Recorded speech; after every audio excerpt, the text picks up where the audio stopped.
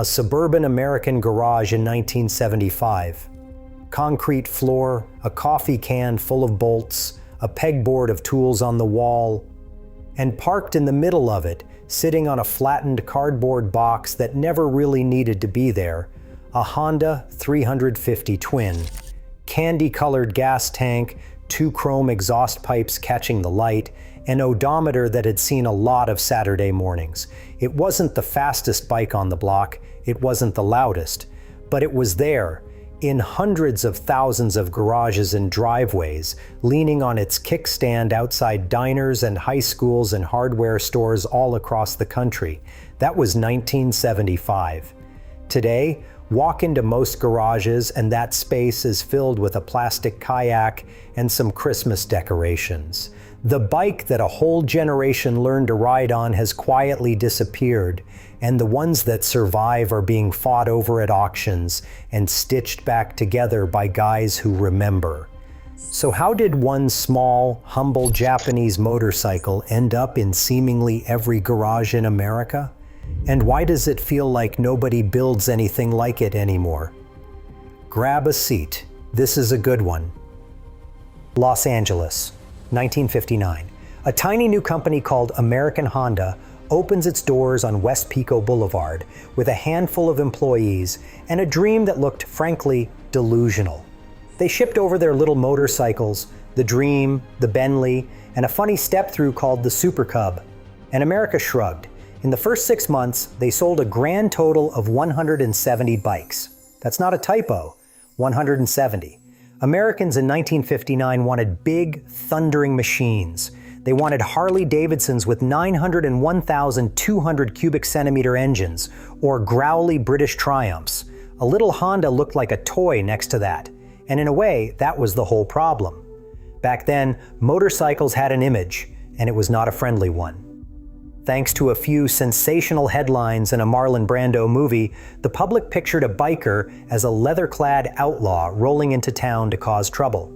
Nice families did not buy motorcycles, so Honda made a decision that changed everything, and it had nothing to do with engineering.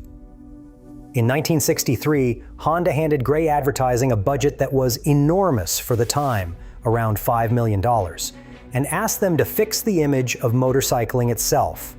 What came back was one of the most effective slogans in advertising history. You meet the nicest people on a Honda. Instead of tough guys and dust clouds, the magazine ads in Life and Look and the Saturday Evening Post showed housewives running errands, college kids, dads with their kids, ordinary cheerful people on a little Honda 50. The Beach Boys even put out a song called Little Honda. And it worked in a way nobody predicted. In 1959, total motorcycle imports to America were about 6,300 units. By the end of 1963, total U.S. motorcycle sales had exploded to around 148,000, and industry historians credit that surge primarily to Honda. By 1964, Honda commanded more than half of the entire American motorcycle market. Think about that for a second. A company that couldn't give bikes away in 1959 owned the whole board 5 years later. But here's the detail that everyone missed at the time. Honda had a new problem, and it was a good one. They had convinced America that motorcycles were friendly and fun. Now everyone thought of them as the little bike company, the toy company. If you were a serious rider who wanted real speed, you still walked past the Honda showroom and bought a British Twin or a Harley. Honda had conquered the bottom of the market and gotten stuck there. And Soichiro Honda, the founder, was not a man who liked being underestimated. The story goes that Soichiro was traveling through Europe when he watched a police officer ride by on a big British Triumph, all torque and noise, and something clicked. Our bikes, he decided, are too small. Back in Japan, his engineers were handed an almost impossible brief. Build something that beats the best big bikes from Britain and America. Faster, smoother, and more reliable. And they did it in about 6 months.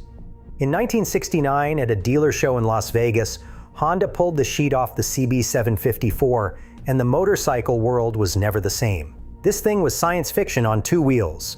A 736 cubic centimeter inline 4-cylinder engine at a time when nearly everything else was a rattly single or twin. 4 gleaming chrome exhaust pipes, 2 on each side, that some people said sounded like a Ferrari. It had a front disc brake, the first ever on a mass production motorcycle, electric start so you didn't have to kick it to life, a 5-speed gearbox, around 68 horsepower, and a top speed of roughly 125 miles per hour. And then came the part that broke people's brains: the price. Just $1,495. That was far cheaper than the big British and American bikes it was aimed at, and it made more power than a Harley with nearly double the displacement. The magazines didn't even have a word for it, so they invented one: the superbike. Honda planned to build about 1,500 a year. Orders came in so fast, they revised that to 3,000 a month. The CB750 landed on every magazine cover in the world. It's the bike collector's chase today, the one in the museums, the legend. And here's the twist that this whole story turns on. The CB750 is not the bike that ended up in every garage. It was too expensive, too big, too much bike for most people. The machine that actually filled America's garages had come out a year earlier, in 1968, and it never got the glory. It was the Honda 350. On paper, the 350 was modest. It was actually a 325 cubic centimeter air-cooled parallel twin, a little smaller than its name suggested, with a single overhead cam, 2 carburetors, and a 5-speed box. It made about 36 horsepower, and it did it by screaming all the way to a 10,500 revolutions per minute redline, which for a street bike in the late 1960s was genuinely wild. It weighed around 375 pounds soaking wet, light enough for a beginner to paddle around a parking lot, and it had a claimed top speed north of 100 miles an hour. It wasn't exotic. It never pretended to be. It was a good, honest, hard-working middleweight, and that turned out to be exactly what the entire country wanted. Because the 350 did the one thing the competition couldn't. It just worked. Every single time. You pushed the button, the 12-volt electric starter spun it to life, and it idled there, smooth and steady. For anybody who had spent their weekends fighting a British bike that leaked oil, blew gaskets, and shocked you with its wonky electrics, that little Honda felt like the future. It had flashing turn signals. It had dual mirrors. It even had a helmet holder. It started in the cold, it didn't mark its territory on your garage floor, and when something did need adjusting, you could fix it yourself with the tools in that coffee can. It was the perfect step up for a whole generation who had started out on a Super Cub and wanted something bigger, but weren't ready for the intimidating, expensive CB750. And people bought them by the truckload. When the 350 arrived in 1968, it landed as the best-selling motorcycle in the world, and it stayed one of the best sellers on the planet for years. It hit its own sales peak in 1972, when Honda moved 67,180 of them in a single year. And when you add up the whole 350 family, the Street CB, the Scrambler CL, and the Off-Road SL, Honda sold more than 626,000 of them between 1968 and 1973. Let me put that number in perspective. That is more motorcycles than the major brands sell new in the entire United States in a typical year now. One model family. This is why, when you picture a garage in the mid-1970s, there's a Honda 350 in it. Statistically, there almost had to be. Then the world handed Honda a gift nobody wanted. In the fall of 1973, the oil crisis hit. An embargo sent fuel prices soaring, and suddenly there were lines snaking around gas stations and a real fear about where the next tank was coming from. Americans went looking for anything that sipped fuel instead of guzzling it. And there, sitting in every Honda showroom, was a cheap, reliable little bike that could go a very long way on very little gas. Motorcycle sales, already strong, went absolutely vertical through the mid-1970s. By 1976, the industry was booming, and the everyman middleweight was the machine of the moment. The oil crisis didn't create the Honda 350's popularity. It poured gasoline on a fire that was already burning. While Honda was selling more bikes than it could build, its old rivals were dying. And this is the part that usually gets told wrong. Honda didn't just stroll in and murder the British industry with one motorcycle. The British industry was already on its deathbed, and it had done most of the damage to itself. Companies like BSA, Norton, and Triumph had spent years underinvesting, running on outdated designs, fighting their own workers through constant labor strikes, and shipping bikes that leaked and rattled and let you down. They were wide open. What Honda did was blow the market wide open with its small bikes, bringing in a flood of brand new riders. And then, when the CB750 landed, it exposed just how far behind the British big bikes had fallen. It snuffed out the last hope that machines like the Triumph Trident could turn things around. Within about a decade, BSA, Norton, Royal Enfield, and effectively even Triumph were finished. An empire that had ruled motorcycling for half a century collapsed, and the Japanese were standing right there to scoop up everything it left behind. And then there was Harley-Davidson, and oh boy, the 1970s were rough for Milwaukee. In 1969, Harley was bought by AMF, a conglomerate that also made bowling equipment, garden tractors, and tennis rackets. Their big idea was simple: build more bikes faster. So they doubled production without fixing quality control, and the results were a disaster. Reports from the era claim as many as 30% of the machines were coming off the assembly line incomplete. The new Harleys leaked oil, they vibrated themselves loose, the electrics failed, and riders started bitterly calling them Harley-Davidsons. That wasn't just a mean joke, it was a sales problem. Harley had held around 80% of the American super heavyweight market in 1969. By the end of the decade, that had collapsed to about 20%. And who took the rest? The Japanese, led by the same company that couldn't sell 170 bikes in 1959. If you're enjoying this ride through motorcycle history, do me a favor and tap that subscribe button.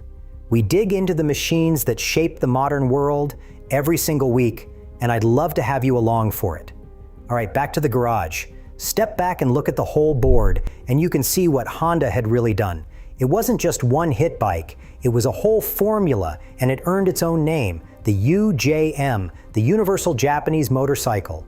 A transverse multi-cylinder engine, standard upright ergonomics, dead reliability, and a fair price. The CB750 defined that template at the top of the range. The 350 proved something just as important underneath it, that the market for cheap, reliable, everyman Japanese motorcycles was absolutely enormous. Kawasaki, which had actually been quietly working on its own secret superbike, took one look at the CB750, quietly filed its plans in the trash, went back to the drawing board, and came back swinging a few years later with the mighty 903 cubic centimeters Z1. Suzuki brought the GS series. Yamaha had its twins. For the next 15 years, this was simply what a motorcycle was, and it all traced back to those first two Hondas. Now here is the part that hits hardest if you've ever actually owned one of these bikes.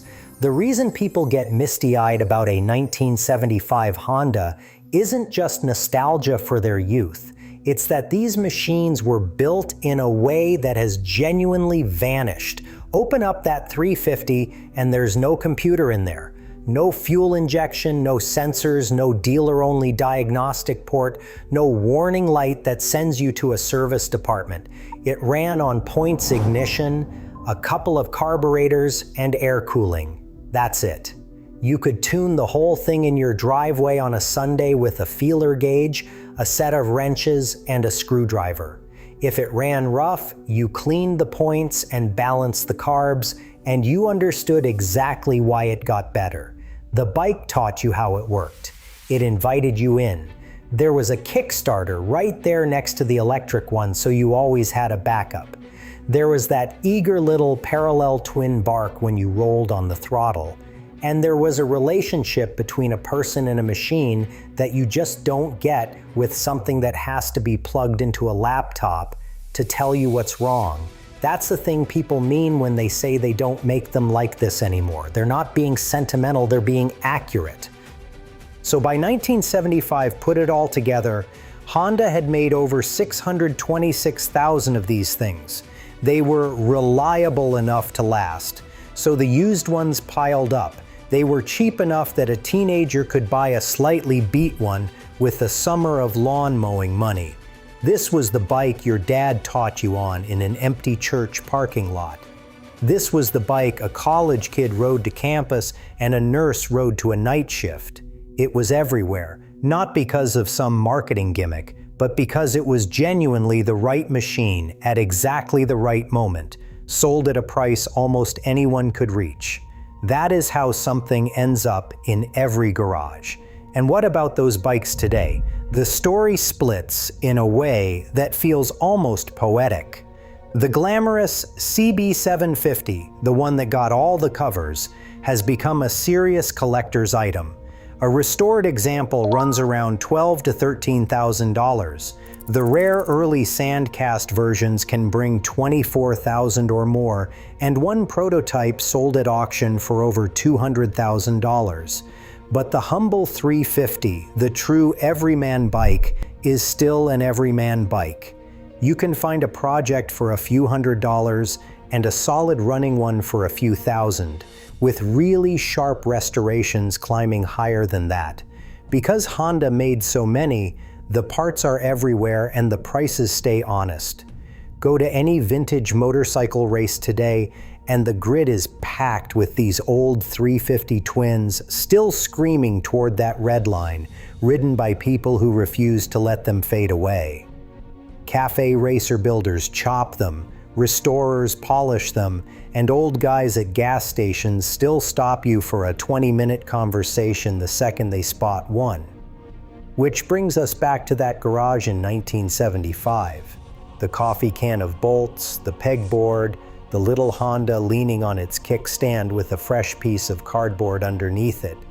That bike didn't change the world by being the fastest or the flashiest. It changed the world by being the one that everyone could actually have. It put an entire generation on two wheels, it helped end two proud motorcycle empires, and it was simple enough that you could love it with your own two hands. The garage may be full of kayaks now, but somewhere out there, that same 350 is still running, still starting on the first try, still teaching somebody's kid how a machine is supposed to feel. And honestly, we were lucky to have it.